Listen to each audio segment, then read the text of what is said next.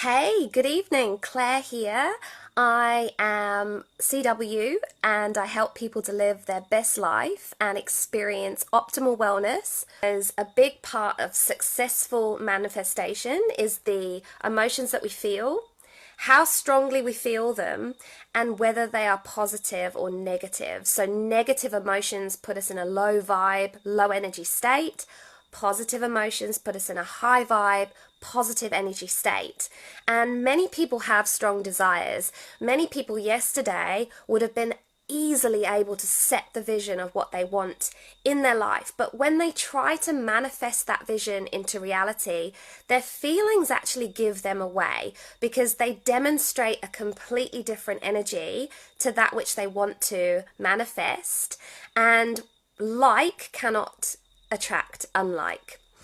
So why does that happen? And my nan used to say. So my nan is my idol. I just adored her. She pretty much brought me up and was a really big, central in my life. And she said that we weren't sent things, experiences in our life that we weren't big enough to deal with, or we weren't strong enough to deal with. And I used to think how that used to, kind of say a lot about what our strength is when we consider the things that we do go through. So if we think about that they're only sent to us because we can go through them, that's actually quite incredible.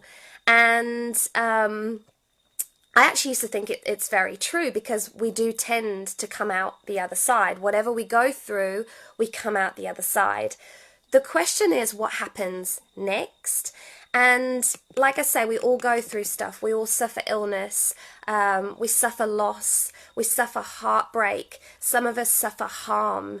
And when this stuff happens, in our subconscious, we create a story about it and what it means. So what it means about whether we're good enough or smart enough or worthy enough, strong enough, pretty enough.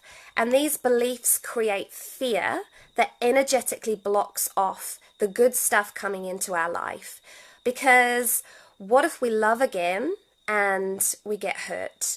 Or what if we love again and he leaves us because we're not pretty enough? Or what if we start a business and we fail again because we're just not good enough to do that or smart enough? Or I don't know, what if we go for that job and we fail in it, because we're not capable enough. So this is our mental narrative, and it's created by our past experiences and what we tell ourselves we're capable of becoming. And this mental narrative is exactly the thing that is creating the scarcity of the thing that you want in your life.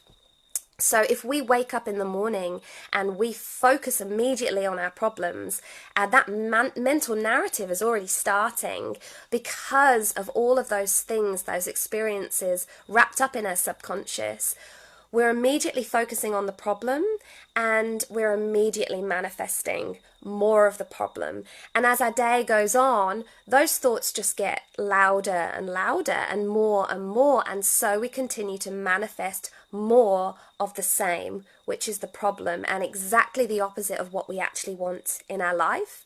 So when we say we want to become more abundant, we set that vision, that powerful vision yesterday to become happier, to become more prosperous, to become more successful, to be more loved. The vision was actually creating what that looks like in our life. So we simply have to change our focus to make that actually manifest, because the words that we speak outwardly, they help us to change those words that we're saying inside ourselves. So they help us to change that mental narrative.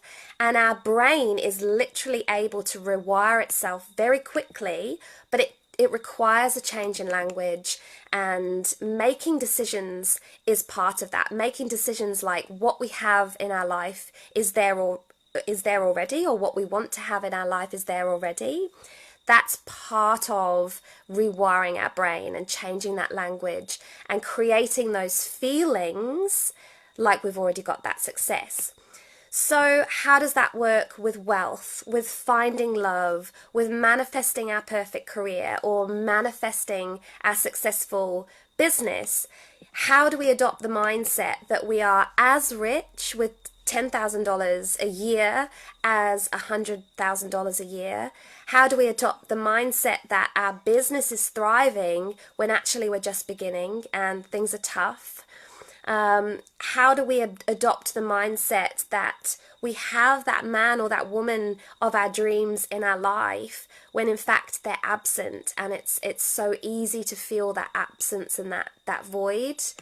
So how do we do all this? How do we adopt this mindset to create the feeling of fulfillment and abundance, not scarcity, so that we manifest more fulfillment and abundance in? So we've already talked about it in yesterday's video about changing focus, and we have to focus on everything that we want all of the time. We actually have to just lose completely the focus on the struggle. We have to part ways with it and focus on what we have and feel gratitude for it, feel deep gratitude for it. The second thing is that we have to do the inner work to lose the limiting beliefs and the fears that are preventing us having the mindset to be able to do things like make decisions like what we already have in our life, or like what we want in our life is already there. You know, we have to do the inner work to lose those limiting beliefs and fears. And the third thing is that we have to do the inner work to put us in touch with our purpose, the thing that sets our soul on fire when we do it, the thing that makes us feel eternally happy when we're doing it. And we need to find more ways to do that, to spend more time doing that. So a lot of us are blocked from our purpose. We kind of feel deep in our heart a calling for something, but we perhaps don't know how to take it from there into the way we live our lives. That's blocked for us, and that creates another big block energetically to manifesting the good things in. So when we change that focus, when we bring that focus to everything that we have and we feel gratitude for everything that we have in the moment, when we're doing that inner work to lose those limiting beliefs and fears, and when we're doing the inner work to connect with our purpose, we're actually changing our energy and how we show up in the world. And that's powerful. Just in doing that, we're not only increasing our success of manifestation because our emotions are no longer, deceiving us or giving us away, like I said, but we're starting to fulfill the needs of others, and we're doing it in a way that makes us feel good and fulfilled, which creates that positive energy state, which again just attracts more goodness into our life, because like attracts like by the law of attraction. So to conclude and to summarize, the arrival to limitless abundance, that limitless abundance mindset is the parting of ways completely with struggle and the realization of our big why. So there's a big question here. It's how committed are you to letting go of the struggle, even if you're in the midst of it? The switch that flicked for me was, that's it, I'm done. I'm sick of this struggle. I'm doing something. But it took real hardship, I guess, to get to that point. And what I'm asking you to do, perhaps, I don't know any of your full situation, but I'm asking you to get to that point before that, I guess, fall off the cliff, if you like. And I guess there is a second option. There is the option to stay and struggle and continue on with the stuff that you're already trying to get what you want. Dating, maybe, working in a job that you hate, living paycheck to paycheck, budgeting to the point where your quality of life is affected, stressing, or like I was, working on those external strategies, the marketing, the social media, everything on a hamster wheel, round and round, that isn't bringing your success. But What if by the end of doing all of this and enduring that struggle, all you feel is emptiness, even if it pays off, because of all those years of being in struggle? You know, the joy is the journey of life. You know, it's the feeling fulfilled and happy right now, whatever your circumstance and whatever is going on around you. It's feeling like you have enough and doing what you love, and feeling that joy and fulfillment. What if abundance that is limitless is the personal ability to change the world by changing ourselves and aligning with with our purpose, so that we make a positive impact on the world, and that means everybody has their needs met and we're fulfilled and happy.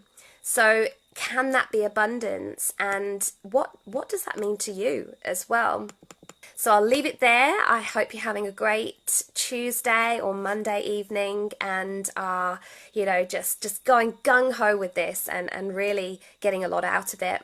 And I will see you tomorrow. Bye-bye.